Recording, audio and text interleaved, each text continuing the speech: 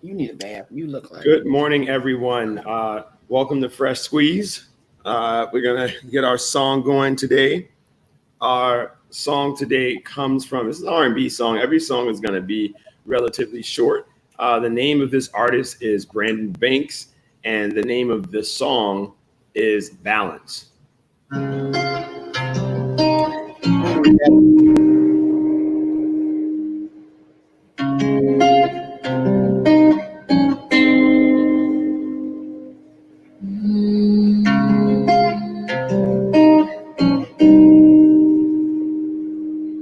I'm not in a contest. Just don't have regrets. Take everything that I said,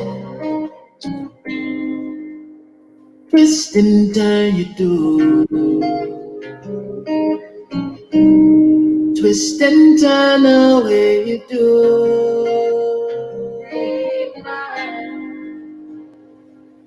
You say you got a free mind, but you gon' live a free life. Wishing we could rewind. Time going for no man, no.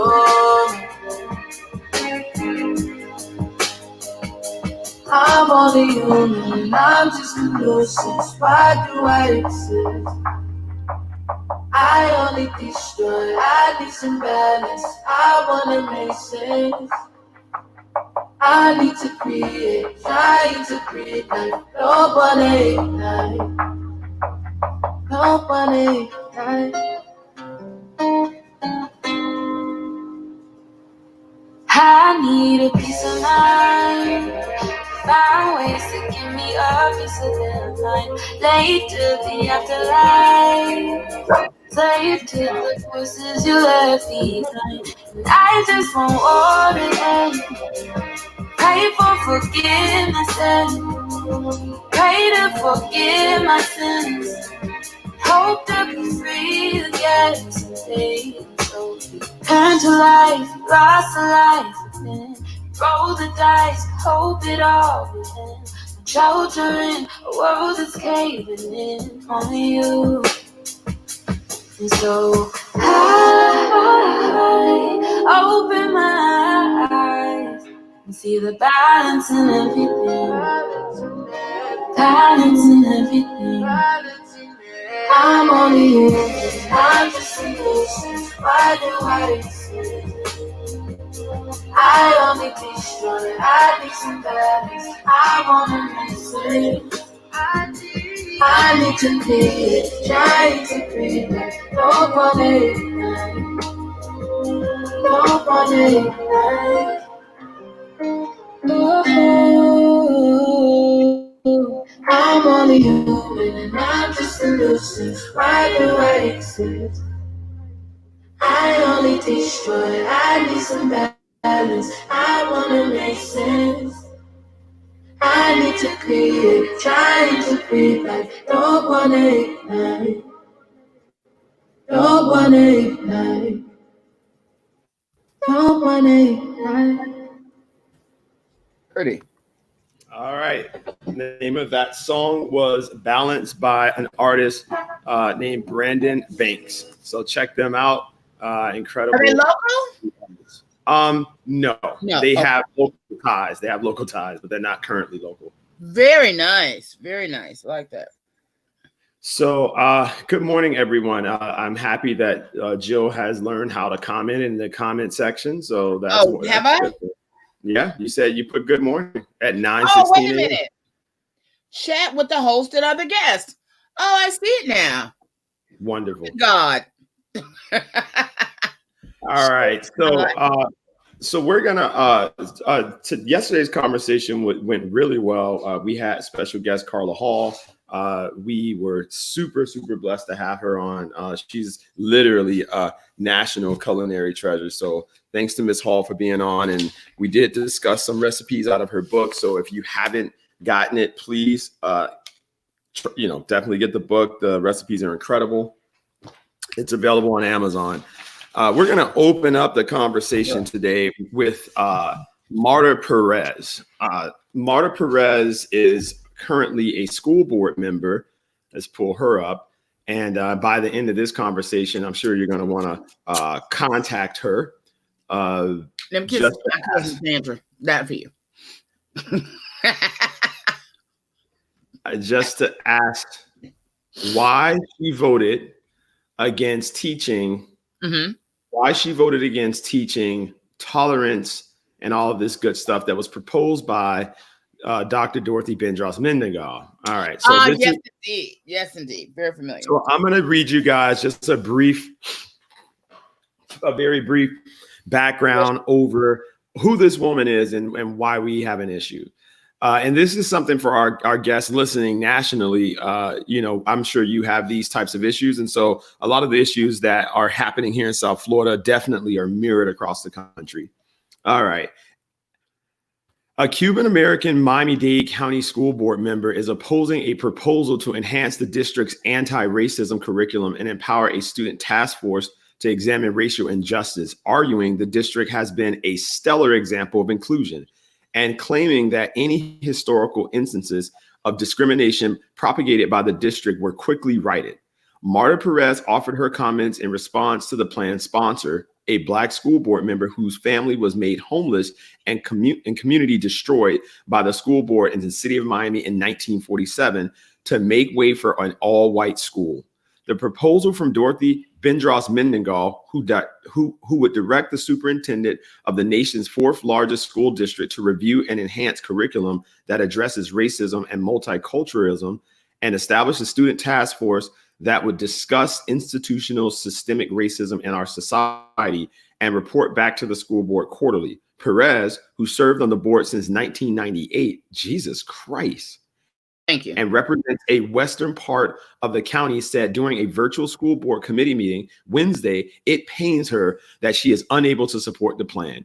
The events in Minneapolis were horrific, Perez said, referring to the killing of George Floyd, a Black man who died after a white police officer kneeled on his neck for nearly 9 minutes.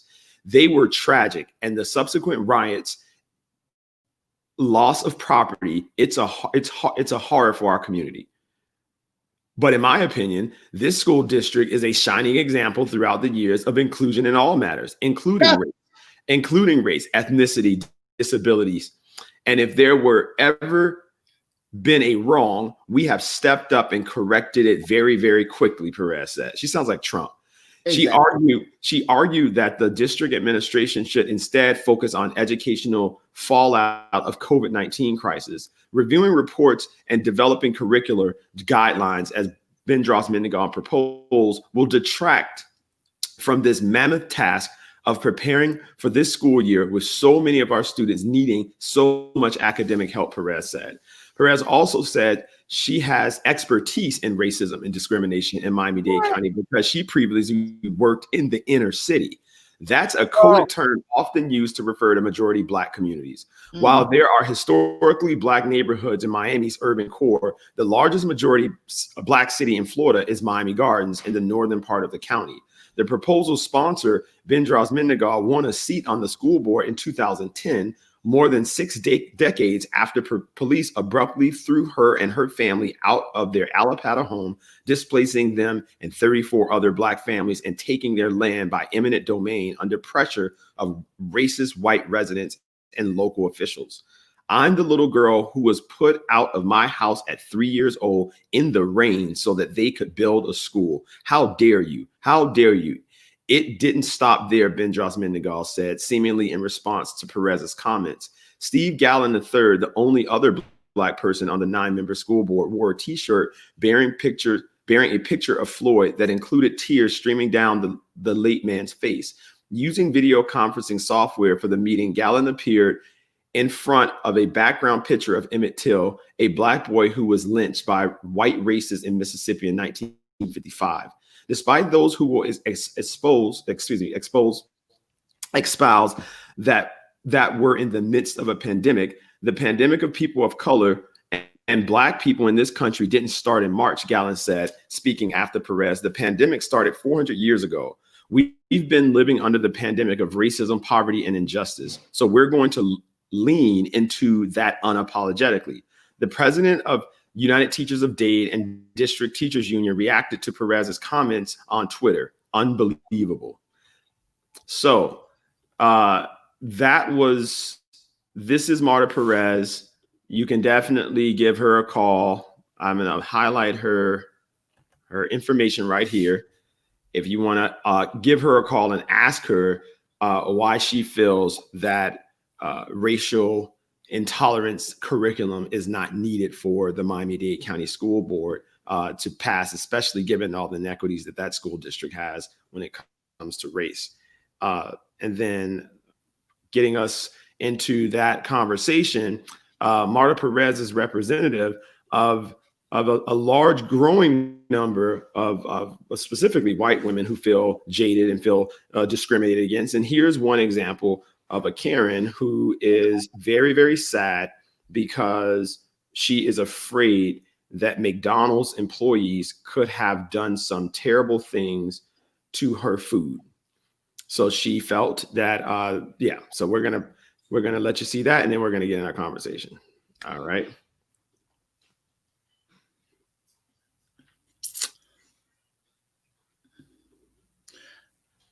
My cousin Sandra said it's too early for you. No, I wore this head wrap for this Ancient Mama scarf for Star X this morning. Yeah, we're gonna get into that with Joe. All right, so this is the white woman police officer who whose tears taste just like Cinnamon Toast Crunch. Come to McDonald's at Love's on the Fort Avenue exit, and I waited in line to get my food. I had already done my mobile order so that people don't pay for my stuff, because I just always like to pay for my stuff. Oh God, that's so crazy, paying for your food. I'm on my way home from work. When I pull up to the window, they hand me my receipt. So I go to the second window to get my food, and I'm waiting, and I'm waiting, and I'm waiting. And so the girl comes to the window and asks me what my order was. I repeat my order and my coffee order, and they asked me to pull up because my food's not ready. It's an English muffin meal with a hash brown and coffee. And I mean, I hadn't eaten since probably I've been up for a very long time, but I haven't eaten in a while, so I was kind of hungry. And I'm still waiting, and I'm still waiting. And Don't do it. So I pull it forward, and a girl comes out with my coffee, and just the coffee. And she hands it to me, and I have my window down. And that's all she hands me is the coffee. So I told her, I said, don't bother with the food, because right now I'm too nervous to take it. It doesn't matter how many hours I've been up. It doesn't matter what I've done for anyone. Right now I'm too nervous to take a meal from McDonald's. You fucking serious? Because I can't be made. I don't know what's going on with people nowadays. Stop. Shh, both of y'all shut up. Princess and Lola. What did I say? Princess, get down. Jesus. Are we frozen? Because I don't hear thank you enough anymore. I don't hear thank you enough anymore. Is that Come on, Jill? See, you done made the damn video stop. I guess that's enough anyway. Did she say I don't hear thank you enough yet? I collected her tears, and I made one of the most incredible cocktails that I've ever had in my life. That's why your stomach hurt right now. Her tears were delicious. I made a gin and tonic, and I made some homemade simple syrup with those tears, and it was incredible. Her and Marta Perez's complaints, and I'm so happy that thing passed the thing passed so that they still move forward with it. It passed 8-1. Marta Perez was the only vote against that. Someone said, should I be sad that she can't get her sandwich? Thank you, Chris. Right. In New York, otherwise I'd be right there spending my money supporting your business. So I think that thank you so much, Edwina. I think that what happens is that this fragility, right? And just complete break from reality.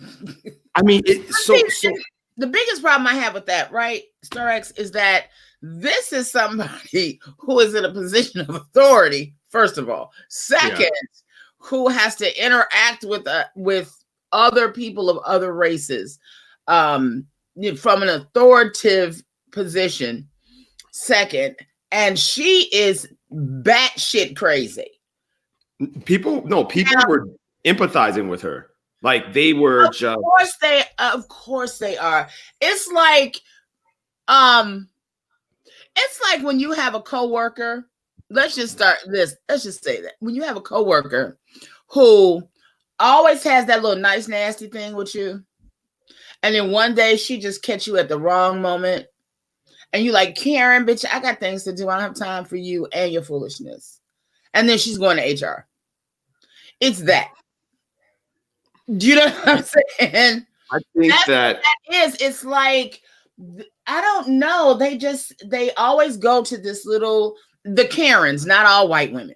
The Karens always go to this, like they go from bitch to this fragility. Like, oh my God, I've been attacked by that black woman. From 0 to 60. And I don't even want to understand what that is. That is just, to me, again, I go back to the statistic from the Black Women's World Health Association that the average black woman walks around with the mental stress of a white woman in a mental institution. Yeah. I will pull it up. I will send it to her who wants it. No, yeah. About that, our just getting up, going to work, getting in the car, going to McDonald's. Our stress level at all times is the same as a white woman in a mental institution. So I keep Karens of the world, girl, bye. When I get out to bed, I got more on my mind than you will have on your mind all week. Okay? So do not ask me to have sympathy for you at all. Period. I think that, when we look at, I didn't know this. I'm looking at a statistic where hospitalizations per 100,000 people for COVID-19 is the highest in Native American populations. Yeah, it's highest in Native American at 193, and then Blacks 171, and Hispanics 150, and Asians is low and white is low. Asian is 44 and whites are 37. That's crazy.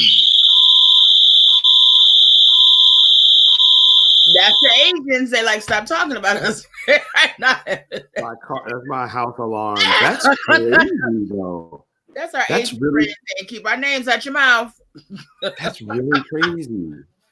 No, but is it crazy? Really? It's just the truth. I mean, it just justifies. It justifies all the things that Ada and all of her other friends I would like to deny about being Black in the world. I won't even just say America. So I'm gonna pull up these stats right now to kind of get into that conversation about reality. I'm sorry. Did you see the piece that Benjamin sent? The link that Benjamin sent? No. Black lives do not matter in the U.S. George Floyd's brother tells the UN in a powerful speech. It came from SBS News. You want where did I put? I can't copy it for some reason. The link's not like live. Should I? Here, I'll send it to your email. Inbox. Yeah. So guys, we yesterday we talked about a number of things, and one of the things that we focused on was just understanding the differences between Black realities and perception. When you look at marketing, when you look at things that have been erroneously done on behalf of our people, in the sense of how we're portrayed, right? And we looked at some caricatures, and Jill is doing an ode to the model who was allegedly the inspiration for the Aunt Jemima icon with her beautiful head wrap this morning. So show mama on the pancake box. That used to be the show. So yeah. So with today, people. So with that said, I'm gonna pull up this chart for you guys so we can get into the conversation about the reality. Because Jill said something powerful. What she said, that she doesn't believe that some of the things that need to be changed will happen in her lifetime. And, that is a very unfortunate and very depressing state of affairs. All right. So Vox came out with this article that was really informative. And it talks about the underpaid and financially disadvantaged state of Black America. And we are going to now go down and look at just the income gap in dollars of white and, all the various races. So I give you guys like 2 seconds to look at that. And then we'll get it. Let me make it a little bigger for you. I was gonna say, let me blow up my screen because I can. I made it a little bigger. Can you guys see that better? Yeah, you can see that better. Yeah, there we go. A little bigger. All right. So let's just look at that graph for 1 second, and then. Okay. So yeah, what is it? Okay. So can you explain the difference in the color? The gap between whites and Black? I need an explanation. I don't know exactly what the dark blue versus the light blue is telling me. All right. And then we're going to go from that graph. And so as you can see, Black Americans, this is the median weekly wages in dollars. All right.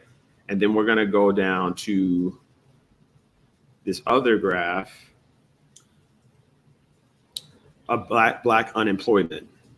And so if you look, yellow is the Black unemployment rate, and red is the Hispanic unemployment rate. Now, what's interesting is that since Trump took office, Hispanic unemployment has steadily been on the rise. Yeah. And Black unemployment has actually been on the decline, but then we had a spike. After COVID. And so now this is the last graph, guys, the Fed's data on U.S. household wealth. And as you can see, shows there is no measure by which Americans of color come anywhere close to the wealth owned by white Americans, a paradigm that has held for centuries. In the final quarter of 2019, white Americans held 84.2% of the U.S. assets. Black Americans held 4.8%. White Americans hold 85.5% of the country's net worth. Black Americans, 4.2%. Look at that graph. It's too early in the morning to be crying. That's what I got. I mean, but when and that's the thing, when you look at the just raw numbers, it is, for every Karen and everybody who tells you, why can't Black people just get ahead? I'd love a tattoo of that graph and be like, here, and just every year change it, because it just takes so much of our, just like that Ada woman, it takes so much of our humanity away to weigh us against people who have basically had, a 400-year start while we gave them free labor. If we had had free labor for 50 years, we would be ahead. If not on the same parity, we'd be ahead. Yeah. By the sheer nature that we are even still here through all we've been through. It just is. And that's why I say, you know, that it doesn't, like, I'm not sure I'll see it in my lifetime, because then, you know, we're not all on the same page. You know, Yeah. we have that, what's his name? I want to say it's Rick Scott, the brother, No, Tim Scott from South Carolina. Just awful. Same thing. Just awful. That's about right. Just, I mean, it's almost inhumane that is a black man. Did he have lobotomy? Like, what has happened to them? And I used to be the surgeon. Everybody's name is his squinty eyes, talks real low. Secretary of Housing, Ben. Nobody. Who are you talking about? Who are you talking about? Ben Carson. Oh. It I mean, you know, I just don't know how someone can be that disconnected. All right, so go ahead. I'm gonna give you anniversary. Thank you, Ladybug 77.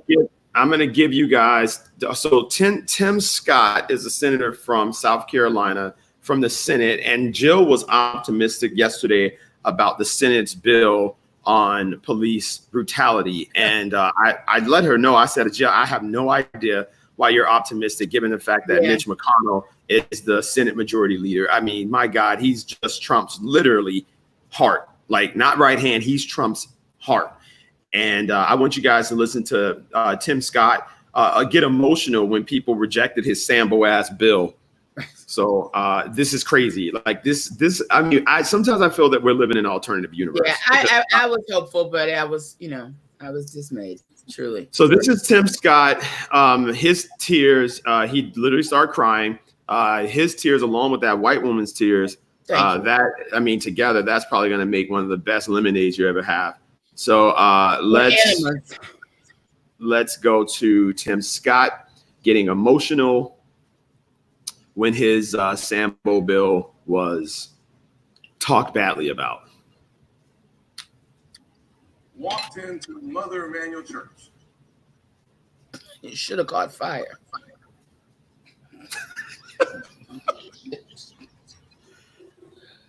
Like, this guy's so fake.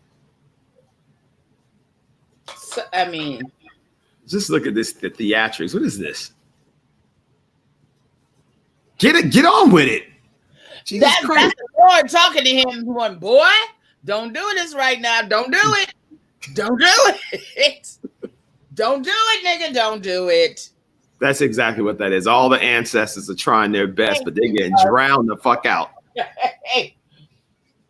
That's exactly what's happening. Get on with it. Yep. Oh, here we go. Okay. I'm selling them my people for this house. I'm doing it. No, God, I'm doing it. Don't do it, nigga. Don't. Listen to believers talk about the love of God.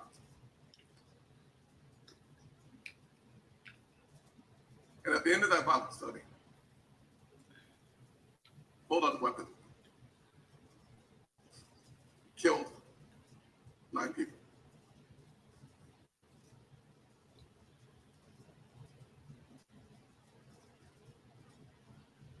So for me,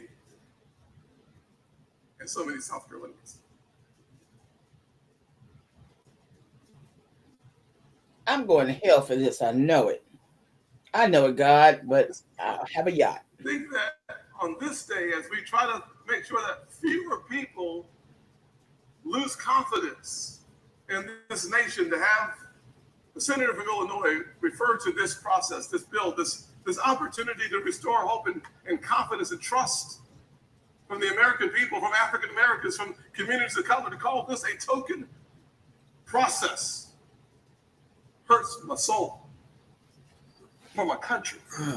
God, I can't.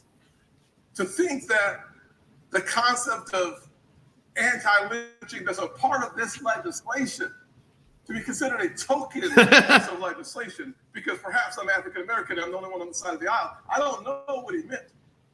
But I can tell you that this day, to have those comments again, the soul. But on the other side, they're wanting to race bait on tokenism. While this legislation will provide resources for body cameras, for anti-lynching, for de-escalation training. But no, we can't concern ourselves with the families I sat with at the White House yesterday and in my office yesterday. Instead, we want to play politics because this is 2020 and we're far more concerned about winning elections.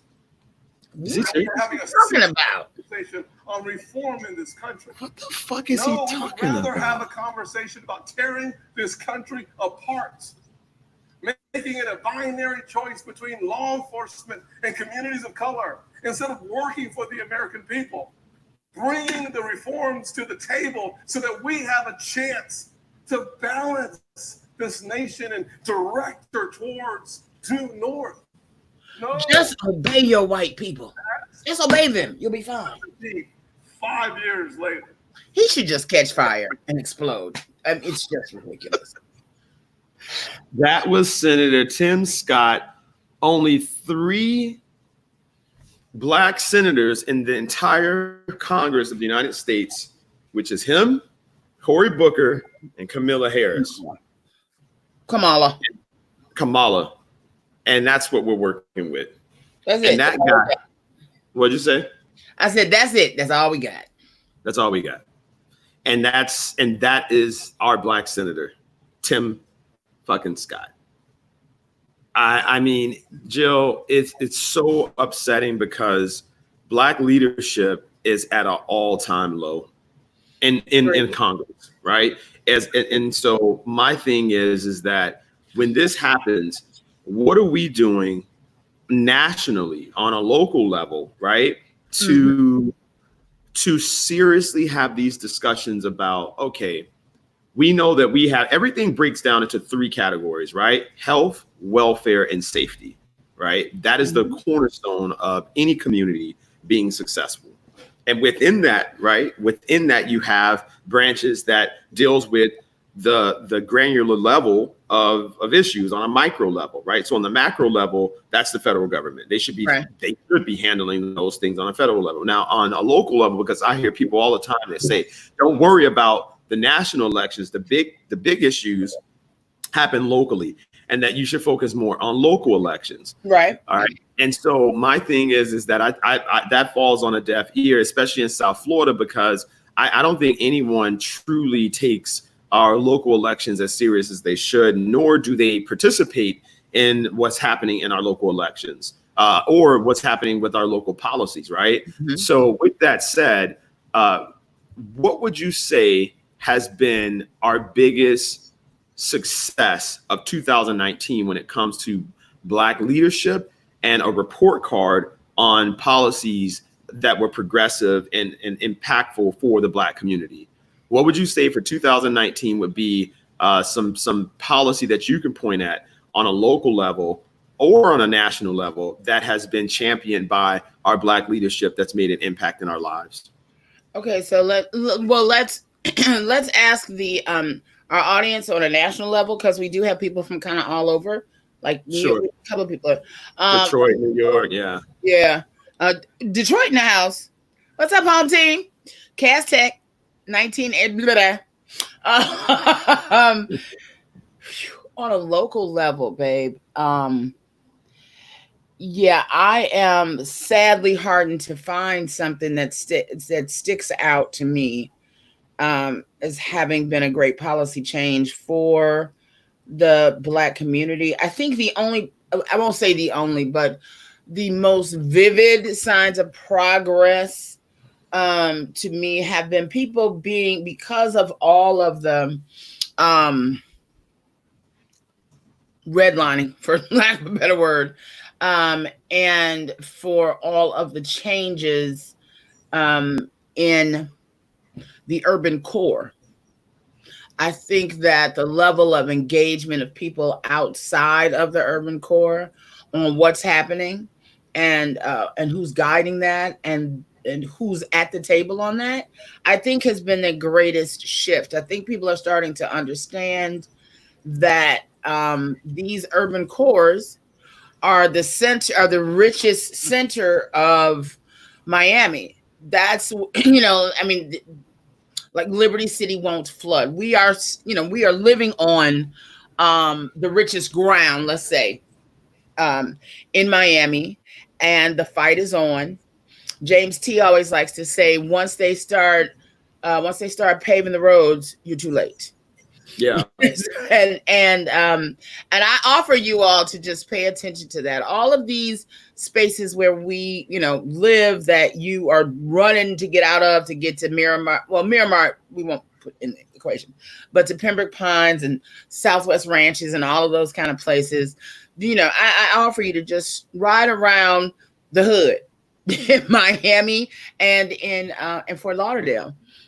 Because that's where our opportunities lie. And those are going to be the richest pieces of land there are. And I think that that shift, those who have kind of focused in that area, that are bringing others along, that shift is the greatest thing that I think has happened.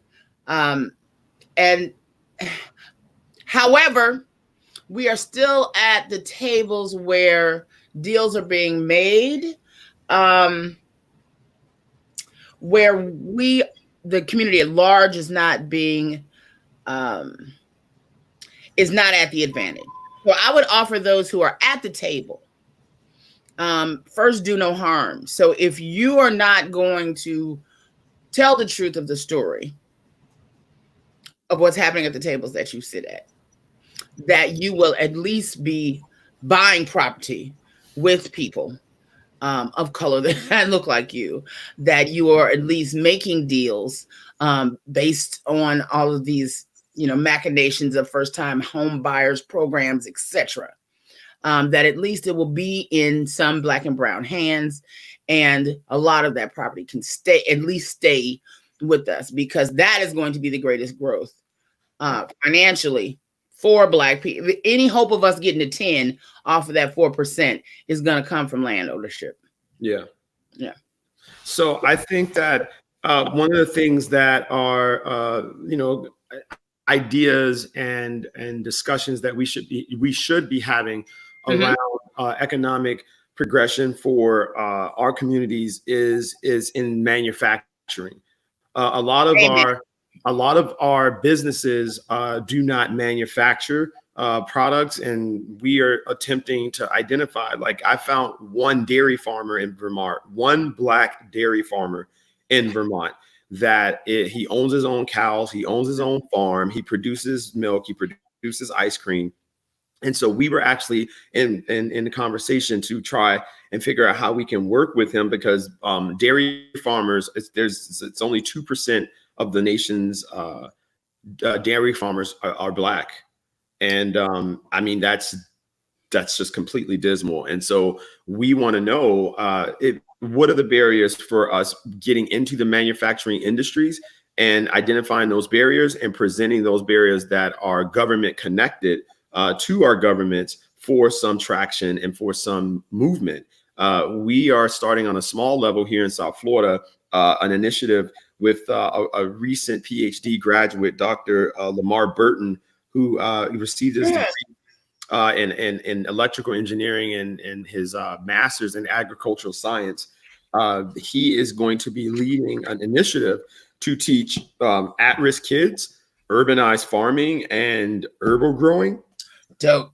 And so we are going to, we're proposing a proposal to the city of Miami Gardens for some of their unused plots of land that are too small to build houses, to turn them into urbanized gardens. So like, if you're suspended from school, rather than going to CSI or staying home, you go through this extension program and learn urbanized farming techniques.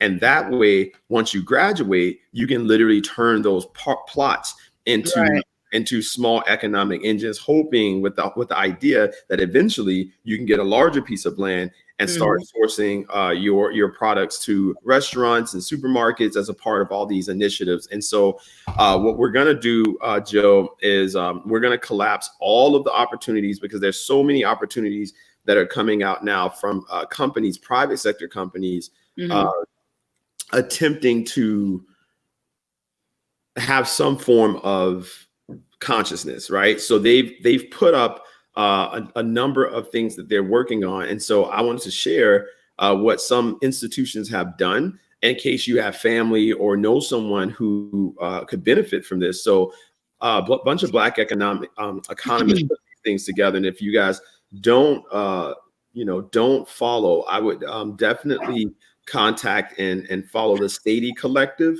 And the Sadie Collective is a representation. SADIE? Yes, Sadie Collective.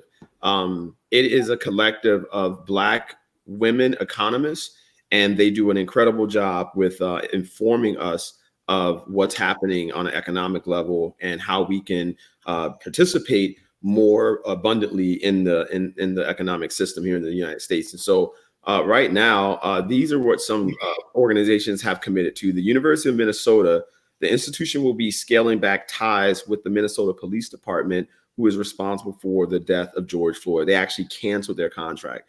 And so they're looking for a Black security firm to work with in providing safety for their students. So if you know of any Black security firms, that would be something that you guys should definitely look into.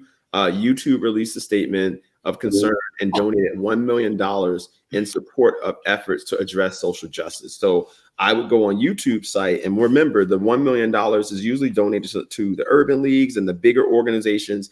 And so you emailing those organizations and finding out how you can participate and possibly receive support for your business or your idea can be routed through there. So if you see a large donation going to some of the institutional Black civic organizations, then definitely reach out. Also, you have the National Economic Association. The organization released a statement which condemned the disproportionate use of lethal force on Black people in a way that was not just filled with platitudes, but with a denunciation of injustice, maltreatment, and racism is not only policing, but in the economic and social structures of the U.S. as a whole. As the future of the economics profession, we are demanding that institutions such as the American Economic Association, Federal Reserve System, and the National Bureau of Economic Research commit to the following to begin addressing the racial inequities experienced by Black people. These are all of the demands that the National Economic Policy Institute made to the federal government, along with other institutions on Black economics. So I think this is super important for us to hear and to know what's being actually asked for on our behalf. So many times people will say, "Oh, like we don't have an agenda," right? And that's so false, right? We have agendas, and it's just that when we talk about our agendas, it gets boring, right? You get this like so now. And that's something that I wanted to also ask you as well, Joe. And so I'm going to read this so folks can know what is being asked. Why is it that when it comes to us not being Sharptonites, right? And I like Al Sharpton, but if we aren't talking about race in the context of edutainment or screaming and fist pounding or being very like, how is it that we don't have the level of interest from our own people when it comes to having these conversations? Like, why do you think the interest falls off? Is it a sense of like nothing's ever going to change, or I need to be emotional to like respond? I always wondered that. I want because I think a lot of times we address people, and it's not we don't address people where they are. We kind of talk about the big picture and how you can fit in it, as opposed to, for instance, just like, that resonated with me the first time James said that to me about paving the roads. Now I know, like, wow, okay, so if I'm in that space and I have a few girlfriends that are like, we need to just like create a collective and, find our friends that are, that are realtors, all the things that we would need to be able to manage property. We need to just get ourselves together and do that. And then somebody will come in with the diatribe of Lola. That's why I picked her up. I was hoping she'd stop. With all of this long, funani about how, well, you got this, that, and the other, third, this, and the other. Okay, guess what? I glazed over after minute 3. because this is not my area of love or expertise, but I want to make money. And this is what I do to make money. This is what we all do. And we came to you because this is what you do to make money, to kind of help us put this thing together. I don't want to feel like I have to have a PhD in, in macroeconomics to be able to, buy a couple of houses with my girl. You know what I'm saying? And that's why we glaze over like, really, bitch? I'm not going back to school. I've done all of this. That's one of the reasons. Yeah. The second reason is going back to what I said in the very beginning, that a Black woman is walking around, Black people, period, are walking around with the stress level of people in mental institutions. It's like, please don't add more to my plate that I have to learn in order that I can move ahead. I'm doing everything I can to move ahead in this space. I'm bringing you in because my people trust you, and we want to move to the next level, and we want you to help us. And I want to be able to trust that you are telling me the truth. You have my best interest at heart, and you know what to do with this money, like I know what to do with this microphone. And, but that's what I think it is. I'm a teacher in Liberty City. I would like to learn more about that program. Exactly. So when you were talking about it, that's a case in point. When you were talking about it, I was like, yo, that is a dope program. And do kids have to just, have had disciplinary issues in order to be a part of it? Because when okay. I mean, I think that so the reason that we stuck on the disciplinary issues is that one of the ways that we stopped child murders in Opelika, was identifying the high risk kids. And so we looked at this is a fact. The entire time that we had our at-risk program in Opelika, there was not one child murder. There wasn't one youth murder because we knew all the murderers. We literally knew them. And so all the murderers and came over me like, leave kids alone. Well, we did. And so we knew the kids that had the ability to kill you. And so, and it was so crazy, Jill, because I treated them like their age, even though they were 15 and they were known to, shoot and possibly kill folks. They were 15 years old to me, and so I think that's something that Black people do very well with our people. We recognize the innocence, even when that innocence is externally removed, internally is still there. These are still children. I mean, and so we see our kids as our kids. We don't see them as adults. We don't call them men and women.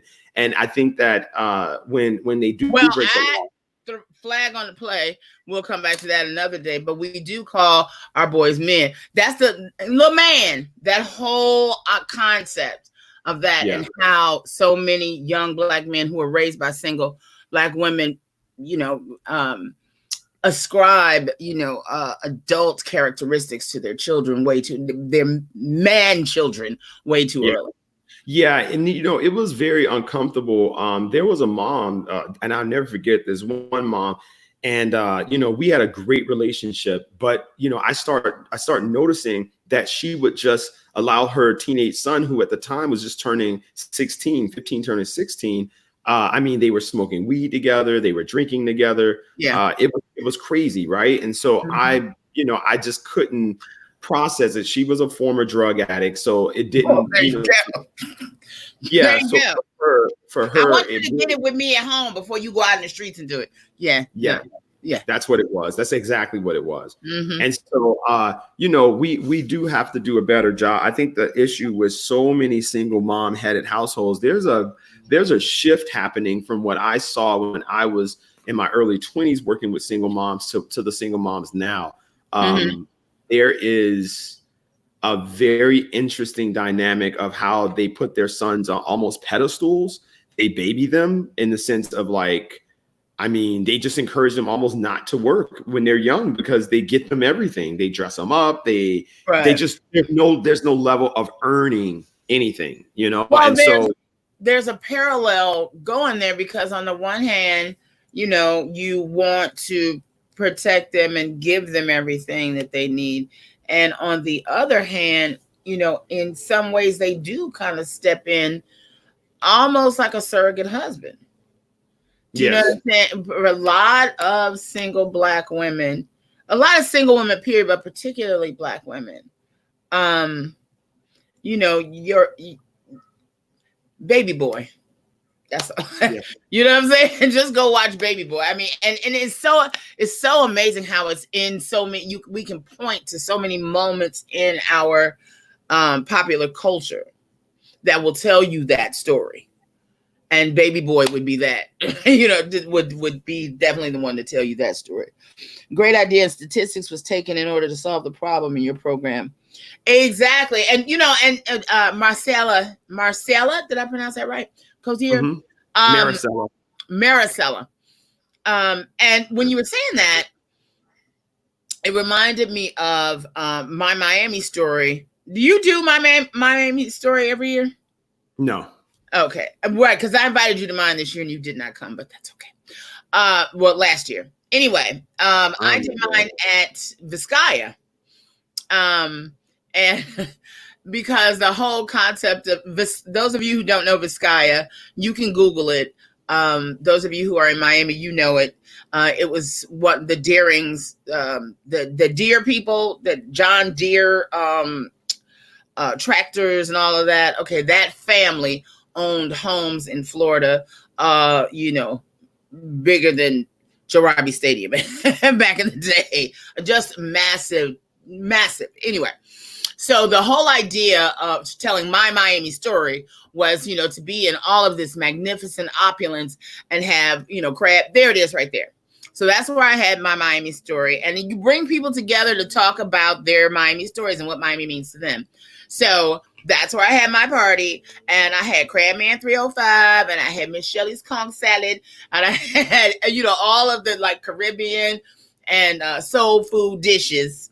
And we sat right up in all of that opulence. And Dorothy Bendros-Menegal was there. Terry Williams was there as well. But the whole idea is that is the dichotomy of who we are. You know, we have, we may have, you know, what is it? Champagne taste on Budweiser budgets. But as if we see it, if we're exposed to it, we can be it, and we do become it in so many instances. But when we were doing that, one of the brothers that was there, shouts out to Optical City, 2 brothers that own a wonderful optical shop. I met them because they give away glasses to kids in America and in Jamaica who can't afford them when they start the school year. And they have teachers at school identify the kids that they know are having trouble reading. Anyway, so he stood up and he talked about just what you were saying. He and a couple of his friends were a part of an organization that teaches kids horticulture. And, you know, so he was in heaven in Vizcaya because the grounds are just amazing. And they got the idea for exactly what you're saying. He got in trouble when he was a kid and they made them, you know, garden, for lack of a better word.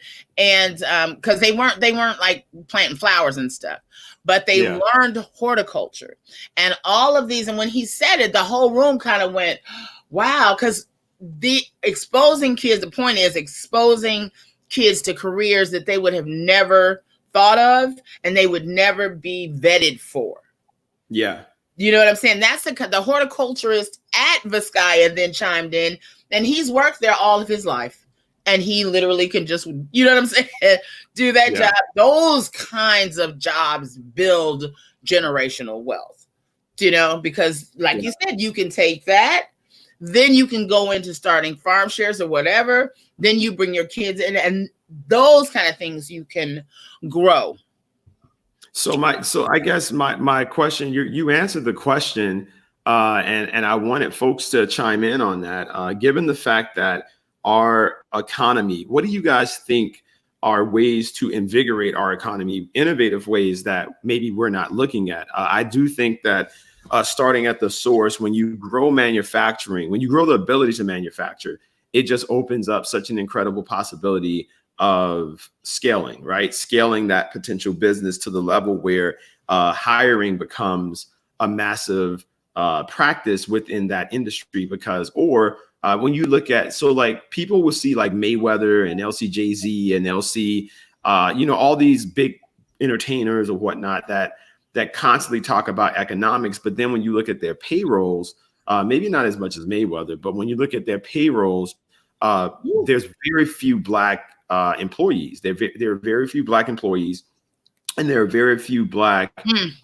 contractors, right? So when you see this, how then are these people even beneficial to Black America? And I think that's sort of where my commentary was on portions of One United, and it wasn't in any way to diminish the bank and what they've done. I'm sure it's an incredible institution, but we have to be able to judge the worth of these institutions in relation to what it does for our people and how it impacts our people. So the idea today, we're going to Ronnie's Burgers over in South Beach on Lincoln Road, which is a Black-owned burger spot that I never knew was there.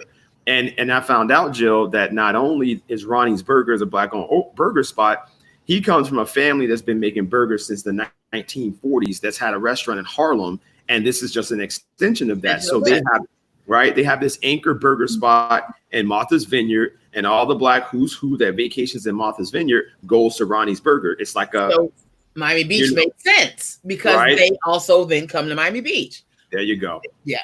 And so unfortunately, he found that Miami Beach, unfortunately, is so cut off from Black people here that there's no sustainability. A lot of people, they have no idea nationally. They have no idea how racist and cut off and disconnected our town is. Yeah. And that's not Florida in general.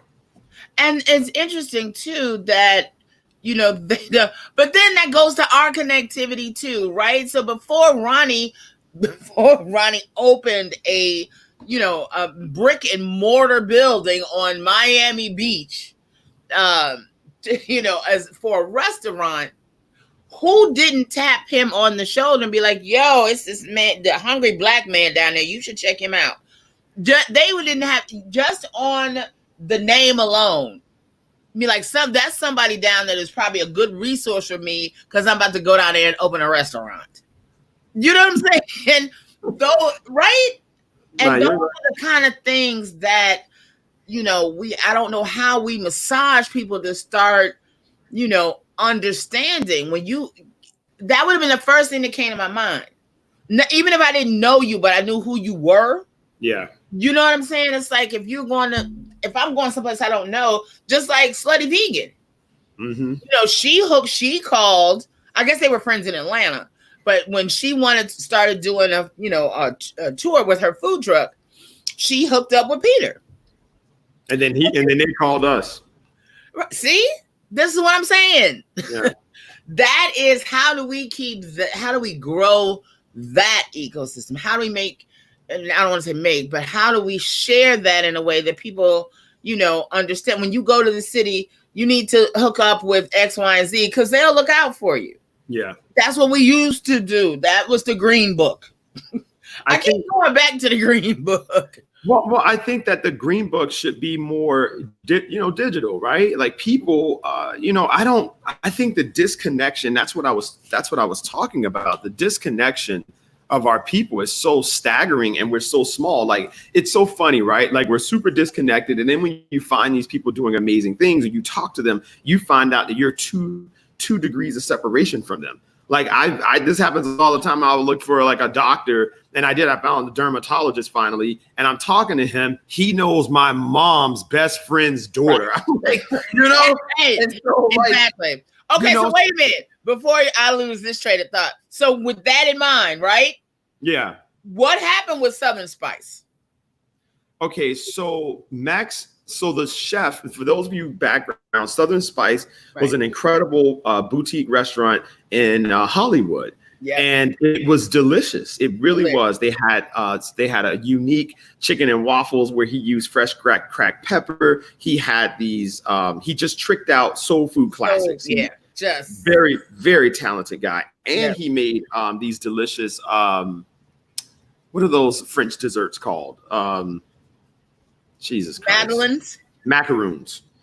He made these delicious macaroons. So anyway, I covered them, and they, people loved them. And they were the Yolanda, I believe her name was was a former firefighter who both of them partnered are with- firefighters, right? Yeah. And that was his son. That was his Right. son. Yeah. Malcolm Pruitt was his son. Anyway, when they closed, you know, it was really abrupt. It was very abrupt, and I know that she was initially they were looking to go to the city of Miami, and they were supposed to be working out something with the CRA there, but I think that fell through, and I think Malcolm went back into the corporate world, and I think Yolanda told me she's attempting to do something soon, but they were out of the building either because Hollywood was doing some sort of renovations and that the rent was going to be crazy, or it was something tied to the physical space. It wasn't anything related to the earnings of the business, or It was just the physical space was the issue. And I know that there's another Black-owned restaurant going in Hollywood, and there's a Black young lady there now, and she has like this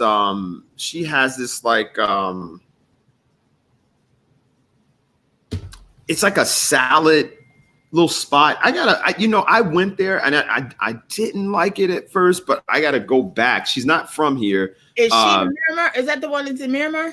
No, it's in Hollywood. Oh, It's a little salad, mac and cheese sandwiches. It's like it's not really, it's our food, but done in a very non-Black fashion. So it's just really, it's strange, right? So I gotta go back over there. But like I said, today I'm going to Cote Gourmet over in Miami Shores. Great food she does. And if folks never had escargot is pretty much, it's snails. And but the way that Chef Amina makes these snails are just amazing. And so I'm also going to be looking this week. I got back with just doing reviews on good food, but I think I'm going to focus on brunch and breakfast next week, because a lot of Black folks don't know where to go for brunch and breakfast. We continue to go to, Cracker Barrel and, there's so many Black people in Cracker Barrel. I saw, what's his name? The quarterback, the young kid that plays for Minnesota. He lives back there. That is probably, just a function of that was the closest place. Oh, yeah. Maybe. But Teddy Bridgewater. Teddy was in there. But I go to the Cracker Barrel. Now, I will admit the Cracker Barrel does have good pancakes. I like their pancakes. But that's it. That's the only thing I like there. But they have good now, I'll say this as well. If they have the right Black chef or cook back there, that shit's amazing. And I think that that's happened to me several times where it was a Black woman, hilarious, and she came from the back and she was like, "Oh, I know who." She knew who the Hungry Black Man brand was, and so she was like, "Try this fried chicken," and she like did her own shit to it. So it was incredible. But I think that like Black brands, right? Black brands that Black people are married to economically. Sometimes I get a little upset, right? Like, I don't know why we're so married to brands that are incredibly racist, or just because we just start using it. Like, I really was researching the historical usage of Lawry's, and it seems to be the same thing with Gucci and everything else. Lawry's is a steakhouse out west, and it's a very popular steakhouse among the elite. And so when they came up with the seasoning, it was again a way to tap into luxury without having to afford to go to Lawry's. And so it was this big move of like Black folks buying this seasoning because somehow it gave the impression that you were able to cook elevated steak or elevated food in that manner, and it just kind of morphed. I'm desperately trying to find why we are addicted to lemon pepper seasoning. That's something that was, right. I don't know when did it happen? I don't know when the lemon pepper thing happened, but but if you look at the back on just a sidebar while we're on seasonings, if you look at the back of it, right, the diet I was telling you about before, the Pritikin Center, and then this diet is part of it. It's extremely expensive to go to Pritikin Center. I'll just tell you that off the rip. However, right, one of their edicts is a 1-to-1 ratio on sodium and calories. So if it's 100 calories, can have no more than 100 milligrams of sodium. Because sodium is the biggest problem that we have. It makes you retain water, high blood pressure, just everything. Sodium is not your friend, right? So exactly. So look on, right now, wherever you are, go look on your lemon pepper seasoning, the Lord, anything in your cabinet, and you will see that 9 times out of 10, the sodium is 5 to 6 times the amount of calories in whatever you're eating, right? Just on that, I can almost see my cheekbones again. This roundness is coming out of my face just because I really, really seriously cut down on sodium because my blood pressure was getting really high. That is one of the reasons why our blood pressure is so high. And then look at the amount that you use, right? The suggested serving size is typically 1/4 of a teaspoon. Measure that next time you're going to make your lemon pepper chicken wings. Measure out 1/4 of a teaspoon and see that you'll know. I swear to you, Star Rex, I'm an average person, right? Yeah. I was using almost 15 times the amount of sodium. Because when you just take it and shake it, you got about 7-8 tablespoons. You know what I'm saying? After it comes out the grease and you shake it on and if you just for a week, when you're using your seasonings, use it based on the measurements on the back of it, you'd be like, oh my God, I have literally been killing myself. You know what's really crazy, and the salt also is the narrowing of vessels, blood vessels. The lemon pepper seasoning, it can be very, very healthy. And Chef Kofi over in Miramar, but via Carroll City, Chef Kofi, actually, we were cooking at the house one day, and so he's a vegan chef, and so he was like, well, I'm gonna put some lemon pepper on the asparagus, and I was like, why? And Jill, sure enough, that was the best asparagus. It was delicious. But you have to make your own lemon pepper in order you do not to have all that sodium. Yeah. Someone said, I agree, the lemon pepper craze came out of nowhere. I'm one of a few Black people that don't like lemon pepper. It's way too salty. Exactly. I think that what we're trying to do now, which one you like better? I like, what was the other one? Go back. No, you got this one. You got this one. That's it. And you got this you one. just got to come back in the screen. No, come there. I can do that. That's the best one. Okay. I like that one. So can you put stuff down at the bottom? This is all housekeeping. Sorry, y'all. Can you put like crayons and stuff at the bottom of there? Crayons? Crayons. Words. No. I can change the banner, but that's too much going on. Yeah, no.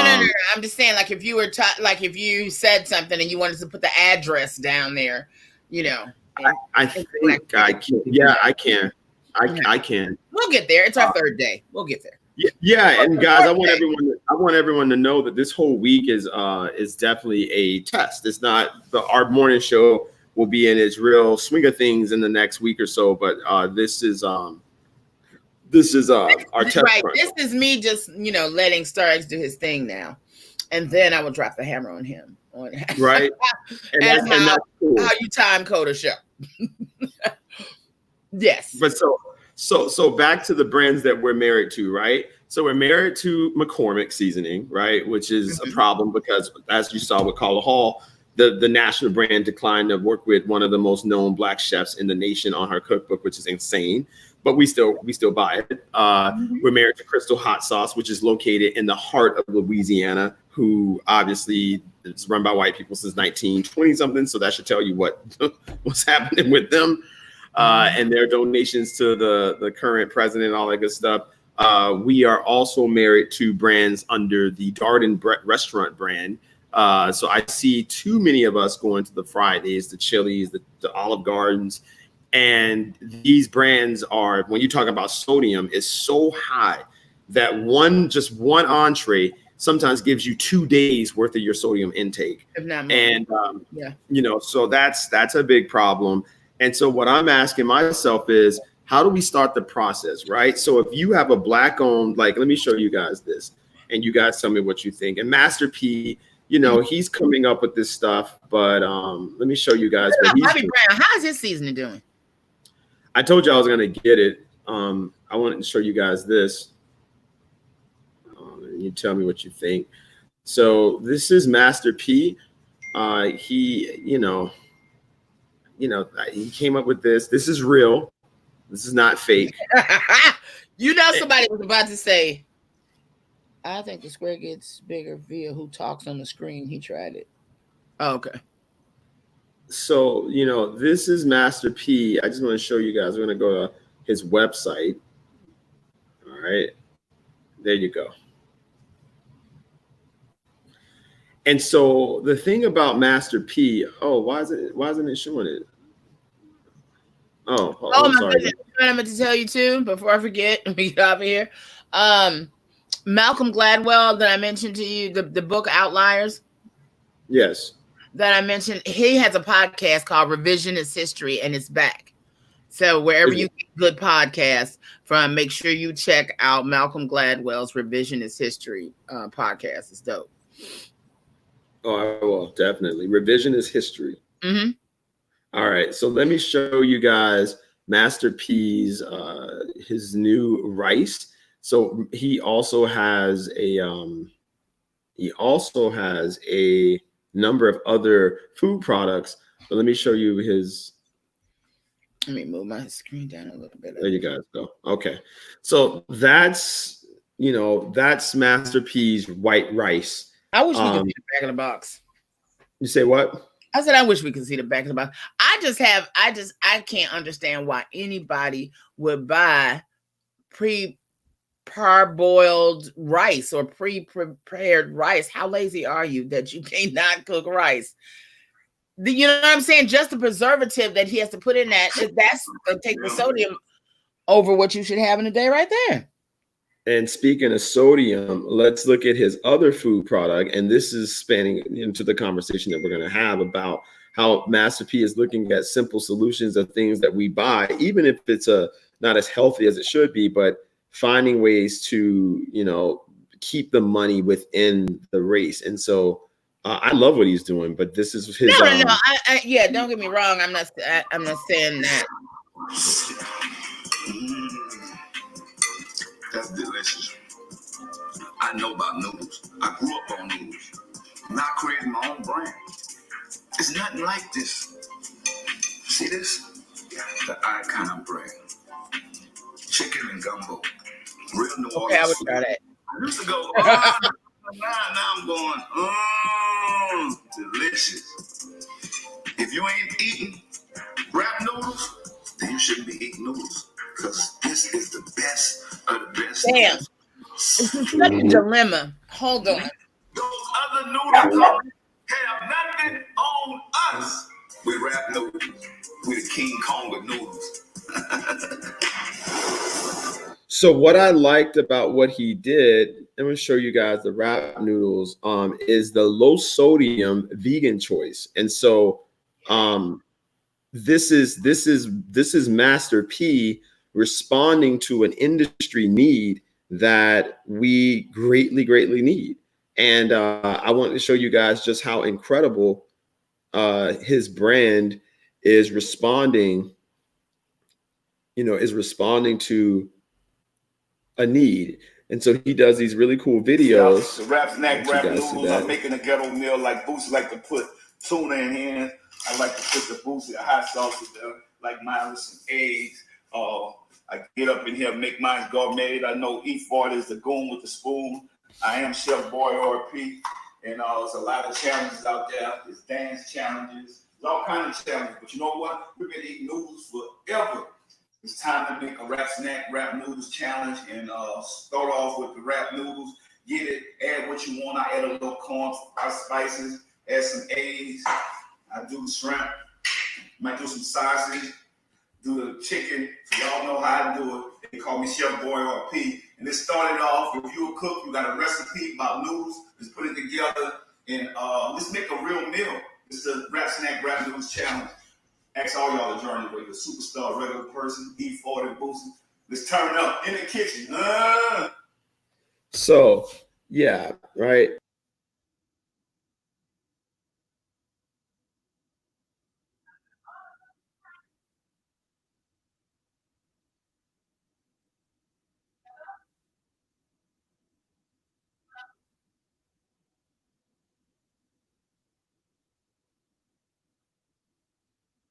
Yeah. Did you freeze up?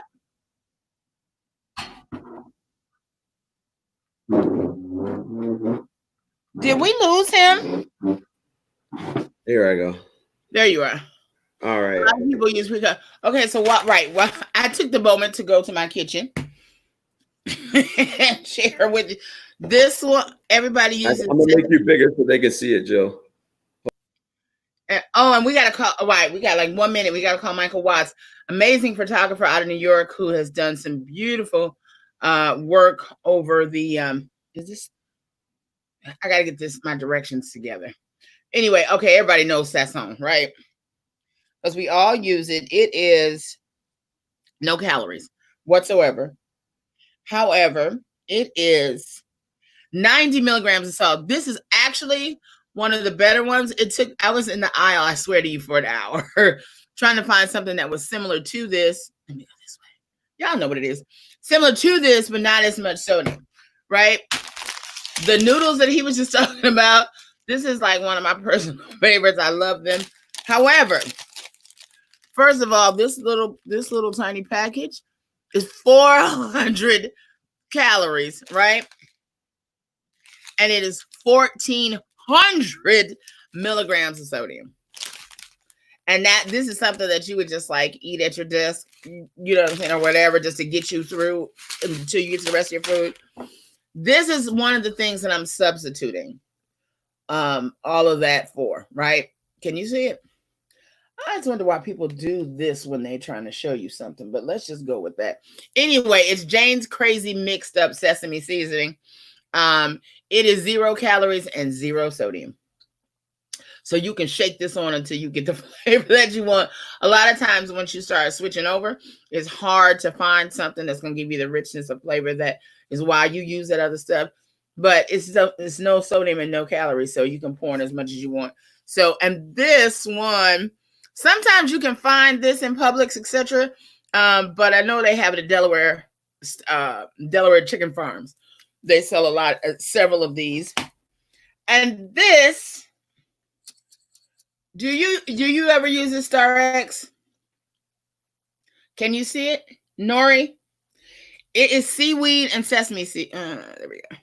Seaweed and sesame seeds. As you see, I have quite done a job on this one. This also has a lot of this is like 15 calories and 400 milligrams of sodium. It's a lot. So, but a little pinch will do you.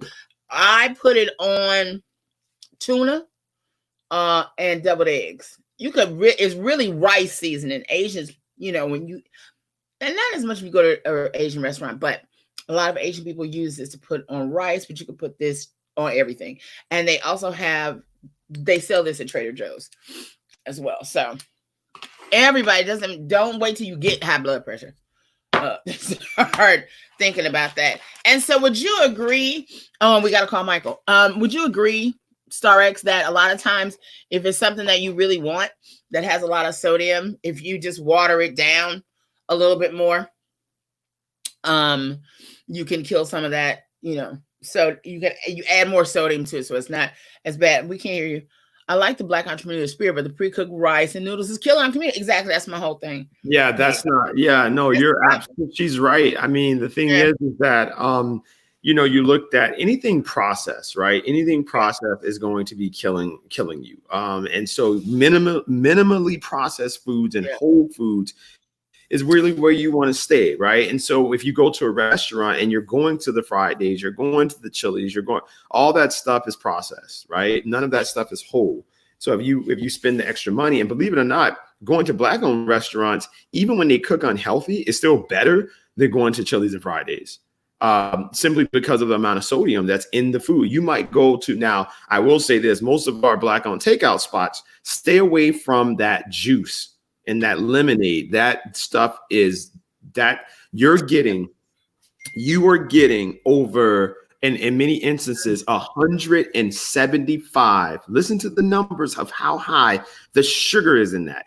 175 milligrams of sugar. If you get that large cup that they get, 175 milligrams of sugar in that. And just to give you some idea of what that looks like, a can of ginger ale is 58 milligrams of sugar, right? 58 milligrams of sugar. So that's equivalent to drinking 3 cans of ginger ale. Yeah. And when you drink that. And would you offer, we talked about this yesterday with Carla about, the sugar substitutes. Monk fruit really is one that's pretty good. And you just have to, I don't know, I think at a certain, if you're over 100 pounds overweight, like I am, and I'm, I got to like jumpstart, reduce a bunch of, then I had to kind of go to the chemicals to kind of, because I needed to reduce the calorie count like tremendously quickly. Yeah. And that's the only way I know how to do it outside of surgery, and I'm not doing it. But I also find, right, that if you do sparkling water and you make simple syrup and you just do like a tablespoon of simple syrup, you're getting way less. Oh, Tracy said yes, 175 milligrams of sugar and over 2,000 milligrams of sodium. Thank you very much, Tracy. Yes. Yeah. And so, do you ever do that? What's that?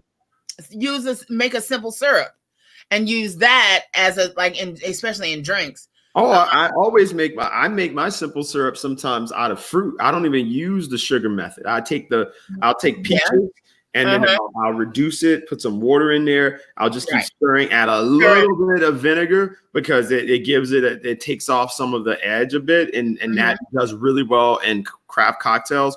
I was at Dukanoo yesterday, which is the site of our Juneteenth festival, if anyone's interested, in Wynwood. And I love the fact, and Bar One, I like Bar One's new bartender. She makes her own simple syrup. Yeah, and, I like, yeah. Right. And then at Dukanoo, they do the same thing. And so, it's just real small hacks to kind of decrease. And it's a pathway, right? Like most people don't, right now I'm in a position in my life where I need to get more healthy and I want to get fit. People don't understand fitness and health are two different things, right? You can be very healthy and look unfit. And so fitness is vanity and it's hard, so I'm trying to tap into the vanity so that I can motivate myself to get out there, do extra push-ups and sit-ups and stuff. Okay. Is your photographer friend coming on? Oh, I thought we were okay. So don't we have to send him a link? Yeah, I sent it to him already. Oh, wait a minute. I did send that. Oh, he could have been jumped in. Do you have? Here's an amazing. Have the link? Did I send you? I just want to show people his photographs before he jumped on, so that they can have an idea. This is a nap. Go ahead. You have the pictures already, though. Yep, but you gotta send it to my inbox on Facebook. Oh, I sent it to your inbox on. You sent it to my personal phone. I know when you asked me, I sent it to your email. Sent you the link. I've been thinking about getting a dog. You should. You see my lovely children. And they are quiet right now. Oh, they went back to sleep. I fed them. Someone put Flavor God, but Flavor God isn't Black owned. Yeah, Flavor God. Yeah, Flavor God is cool, but you're right. It's never come. Oh, that's what I went to get. Do you know this sister that makes wine infused salt? I know salt, but you use so much less of it because it tastes so incredibly good. Black owned. You know what I'm talking about? What you talking about? The sister that makes wine infused salts. Yeah, she hates me. Really? Yeah, let me see if hold on, Joe. Let me see if I got her stuff. Hold on. I'm gonna bring it on the camera. One second. Oh shit! I sent that to you and not Michael. Starx said he sent you the link. Do you see it? It's a Facebook Messenger link. Y'all, sorry.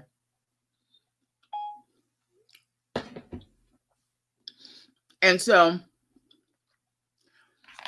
I'm eating my breakfast and talking to y'all with Starx because when I leave you at 11 today, I have to jump out because I teach in the summer and everything is viral now, which actually is kind of cool. I do a course called Rites of Passage with Urgent Inc., which is a wonderful program here in South Florida. And I have 8th and 9th grade girls from 11 to 12. And then I have the faces, film arts. What does this see? I forget. Culture and something else. But that's my like digital kids and media kids. And I do them from 1 to 3. And so we have, they have 2 different programs going on this year. One, my girls, I'm having them do something on, the woman I want to be. Yeah, that's it. So I'm going to show you guys this girl. Yeah, she hates me. I didn't do anything to her, but her products are amazing. Hold on, let me make Jill small. Okay. So this is called Rated M. I don't know if she's still in business. And that's probably what happened. I was supposed to review her and write a review. And what happened was that was very early in the brand. And we were super early in the brand. I mean, I had been around maybe a month. And I want to say I lost the photos and I couldn't track her. It was just crazy. So I never dropped the article. And she sent the email. She was really very upset. So I apologized to her and I'm sorry, but this brand is incredible. She makes the best thing that she had was the salmon rub. But it wasn't for salmon. It was just a brown sugar rub. It was incredible. This is another Black-owned seasoning that I order and I'm going to have him on the show. Actually, this is a Black brand and it's over 120 years old. It's crazy old. And so this is just delicious rub. This is another rub. As you can see, I've used mainly all of it.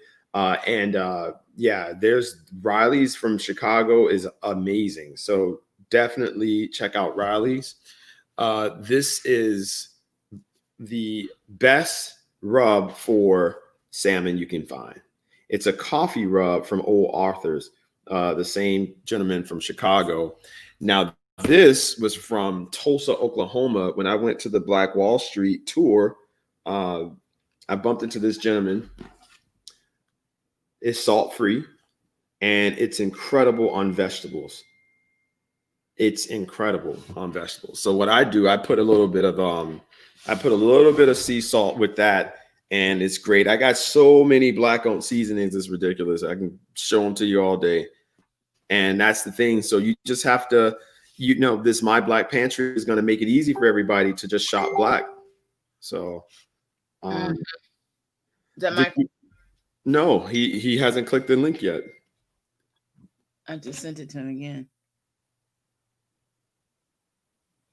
You sent it on Facebook Messenger. I sent what? Said it again. Where did you send in the link? His email you sent me. Oh, okay. Well, the link was to Facebook Messenger or? No, he just has to click the link on his email. Okay. Well, I hit him back and said, let me see.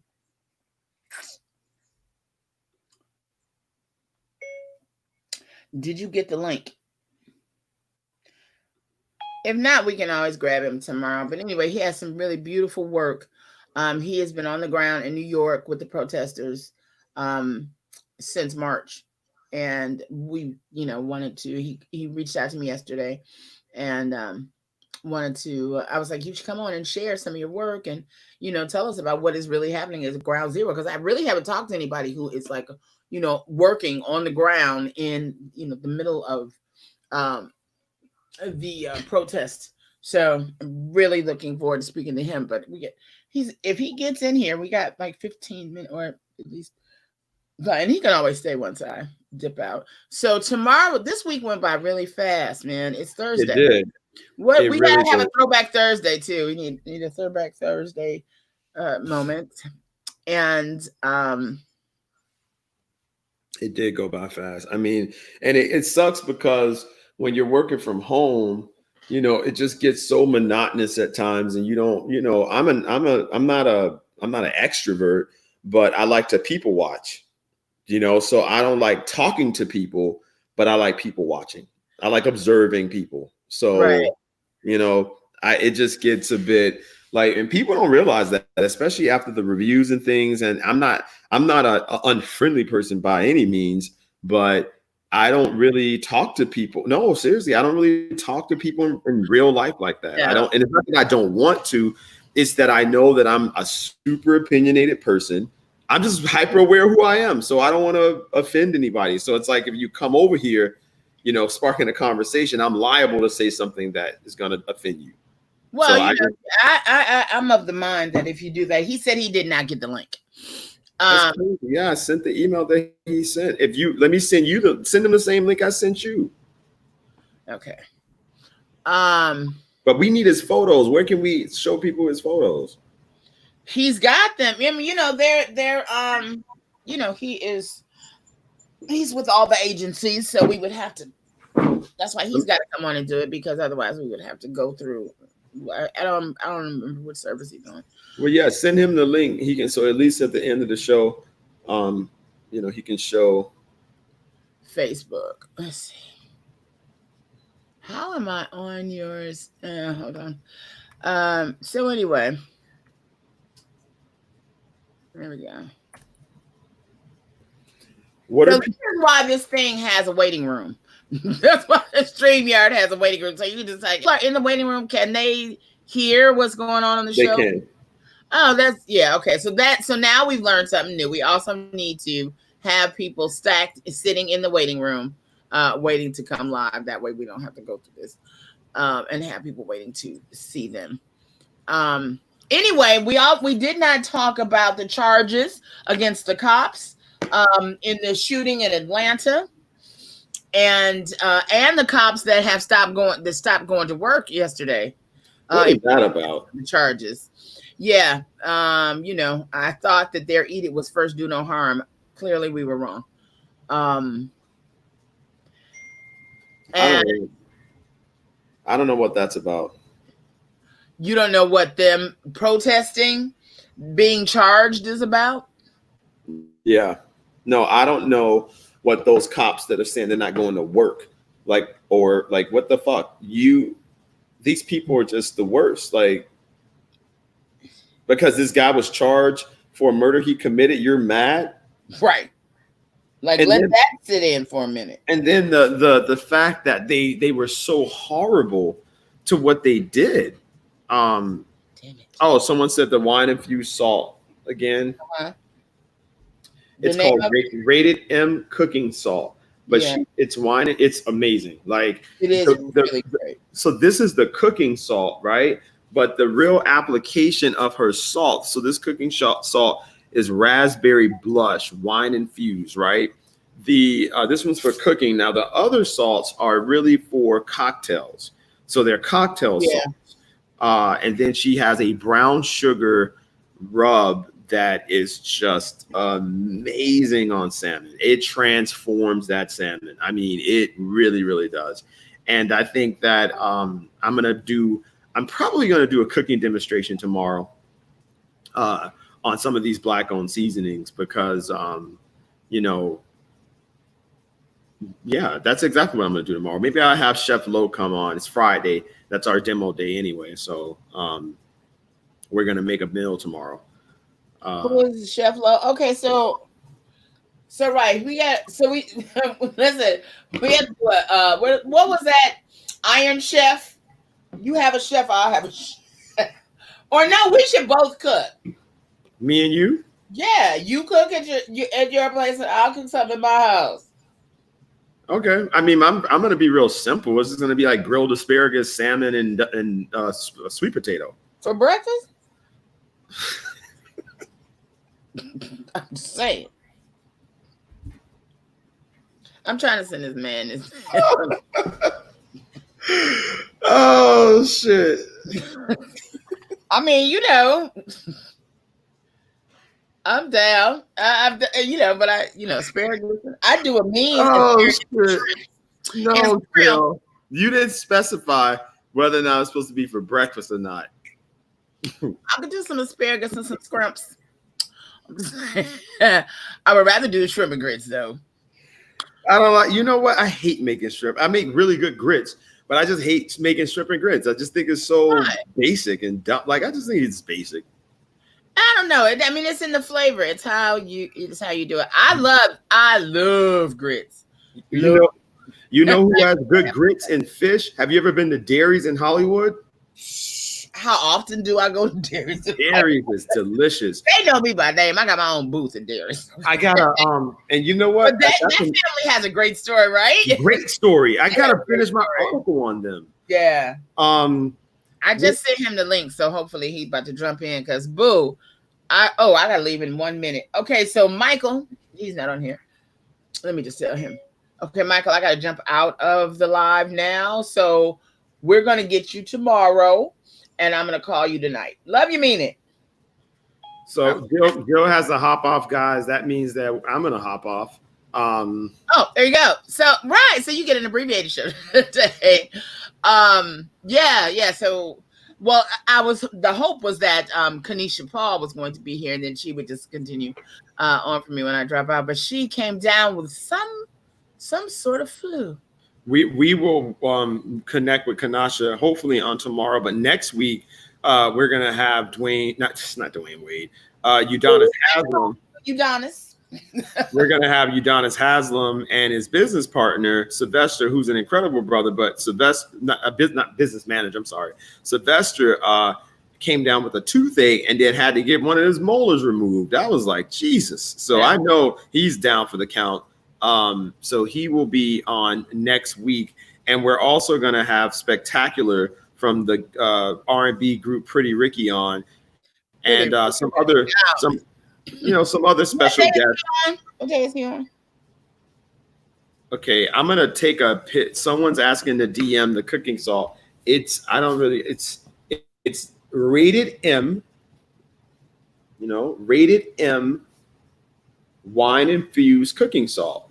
That's the name of it. And that's right. She's out of Oakland, but she had a plant in Fort Lauderdale, and I think the plant is closed down.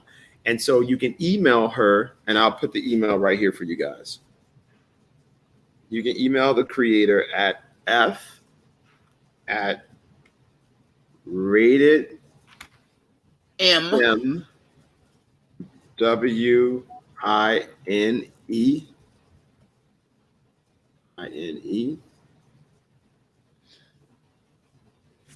and desserts. Fuck is that? At rated M Wines.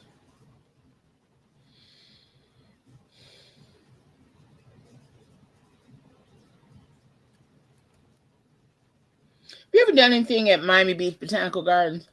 It's so pretty. I did. I did. No one came though. Really? Yeah, I had. I don't like this. I don't like when I got to figure out how to stop that. Like when I send a message, it sends it from all of our platforms. That was me responding. Yeah, I noticed that yesterday. It's like. So if you want to respond, Jill, just put it. You would have to put it in the private chat, and then I'll paste it. Okay, and also everybody, it is Thursday, so the Fresh Market has their chickens for $5. Really? Oh yeah, the rosemary garlic and the lemon chicken, they're $5 on Thursdays. Oh wait, it's already cooked? Oh yeah. Oh, I thought you meant actual chickens. Like No, have you never had the rotisserie? it's too much. It's too much sodium. Not the rosemary and garlic. No. No, I mean the lemon is a little. Although you can tell that it's fresh lemon, it's probably heavy on sodium. But that rosemary and garlic, yeah, $5. It's perfectly roasted. It's try it. I'll try it today. Yeah. You know what has really nasty rotisserie chicken? Costco. Oh God, no. That chicken tastes so bad. It tastes like plastic coated.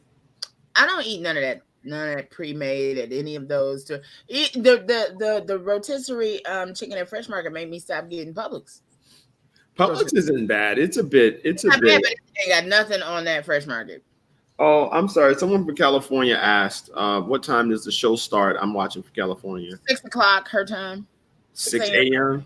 Right, because we started 9. So we, Nikki, we start at 9 Eastern, and we go till we run out of shit to talk about. No, I mean the first couple of we just talked till it's like, okay, we got to get out of here. But we are destined to make it 9 to 11. So, and that's what I'm about to do now. So, Star X, as always, love you, mean it. And to everybody who joined us, thank you so much. Do you have the like button or share button if you're watching on YouTube? Is it on your YouTube too, or on your Facebook Live? No, just on my Facebook Live, and it's on your YouTube. And yeah. So make sure you go by and like it and subscribe, and all of that. I'm confused at the rage. He had a taser. I know we didn't get a chance to get to that. We're gonna get to that tomorrow. We wanted to. We really, the show was a bit off today. We had some guests, abruptly cancel out, so we had to improvise for you guys. They got political flu. So with that said, we'll see you guys tomorrow at 9. Love you, mean it. Bye.